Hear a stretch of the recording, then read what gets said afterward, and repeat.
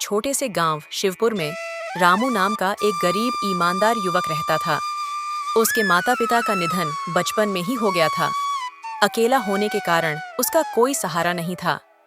गांव का मुखिया भुवन चौधरी, जो बड़े दिल का इंसान था, उसने रामू को अपने घर में काम करने का मौका दिया और उसे एक छोटी सी झोपड़ी भी रहने को दे दी।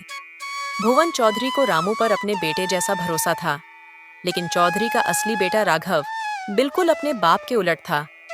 वह बिगड़ा हुआ, नशेड़ी और लालची था।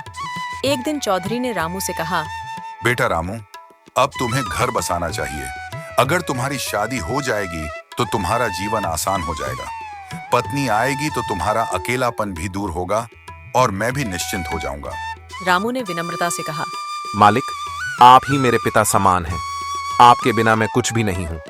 जो भी निर्णय आप लेंगे वही मुझे मंजूर है। तभी भुवन चौधरी बोले, ठीक है, मैं तुम्हारे लिए एक लड़की देखता हूँ और शादी का सारा खर्च भी मैं उठाऊंगा। राघव यह सब बातें सुन रहा था। वह तमतमाता हुआ अपने पिता के पास गया और बोला, पिताजी, ये क्या कर रहे हैं? वह नौकर है और आप उसके लिए पैसे बहा रहे हैं। कल को यही नौकर आपके धन पर अधिकार जताने लगेगा। आप अंधे हो गए हैं उसके प्यार में। भुवन चौधरी ने डांटते हुए कहा, चुप रहो राघव, रामू नौकर नहीं, मेरे बेटे जैसा है। जब मैं बीमार पड़ा था तब उसने रात दिन मेरी सेवा की। और तुम तो शराब और जुए में पड़े रहते थे। आज मैं जिंदा हूं तो रामू की वजह से। काश भगवान ने मुझे तुम्हारी जगह रामू जैसा बेटा दिया होता। यह सुनकर राघव का खून खौल उठा। उसने मन ही मन सोचा, ये नौकर मेरी जगह ले रहा है, इसे खत्म करना ही पड़ेगा। कुछ ही दिनों में भुवन चौधरी ने रामू की शादी गांव की एक संस्कारी लड़की गीता से करवा दी। रामू इससे खुश था और तभी रामू ने गीता से कहा, गीता, तुम्हारे आने से मेरी जिंदगी पूरी हो गई। लेकिन याद रखना, मालिक हमारे भगवान हैं। उनका सम्मान करना कभी मत भूलना। जी मैं जानती हूँ, चौधरी जी बहुत महान हैं। उधर राघव ने अपने चमचे करण के साथ मिलकर योजना बनाई। उसने चौधरी के गोदाम से अनाज चुराकर सबूत रामू की झोपड़ी में रखवा दिए और अगले ही दिन शोर मचाया गया। रामू चोर है, रामू चोर है, उसने चौधरी का अनाज चुराया है। तभी सारे गांव वाले इकट्ठा हुए और राघव चिल्लाया, पिताजी देखिए, यही है आपका दुलारा रामू। ये नौकर कितना बड़ा धोखेबाज निकला। ये देख भुवन चौधरी हैरान रह गए। तभी रामू ने हाथ जोड़कर कहा, मालिक, मैं कसम खाता हूँ, मैंने कुछ नहीं चुराया। लेकिन गांव वाले उसकी निंदा करने लगे।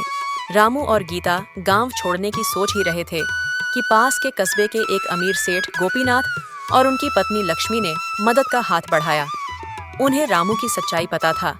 रामू, तुम ईमानदार हो। यह तुम्हारे खिलाफ षड्यंत्र रचा गया है। सच सामने लाने का समय आएगा।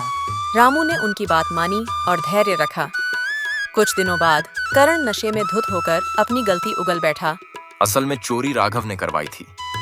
अनाज मैंने ही रामू की झोपड़ी में रखा था। गांव वालों ने यह सुना तो सब दंग रह गए। बात सीधे चौधरी भुवन सिंह तक पहुंची। भुवन सिंह ने पूरे गांव के सामने राघव को बुलाया और बोले, राघव, तुमने सिर्फ अपने पिता को नहीं, पूरे गांव को शर्मिंदा किया है। आज से मेरा तुमसे कोई नाता नहीं। जो जमीन जायदाद मेरी है वह सब रामू के नाम होगी। असली बेटा वही है जिसने मेरे बुढ़ापे में सहारा दिया। राघव और करण को गांव वालों ने पकड़कर पुलिस के हवाले कर दिया।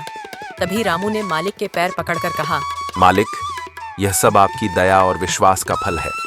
मैं आपकी सेवा करता रहूंगा, चाहे आप मुझे जमीन दें या ना दें। भुवन चौधरी ने आशीर्वाद देकर कहा, बेटा, अब यह गांव ही तुम्हारा घर है। ईमानदारी और सच्चाई की जीत हमेशा होती है। रामू, गीता और चौधरी मिलकर सुख शांति से रहने लगे।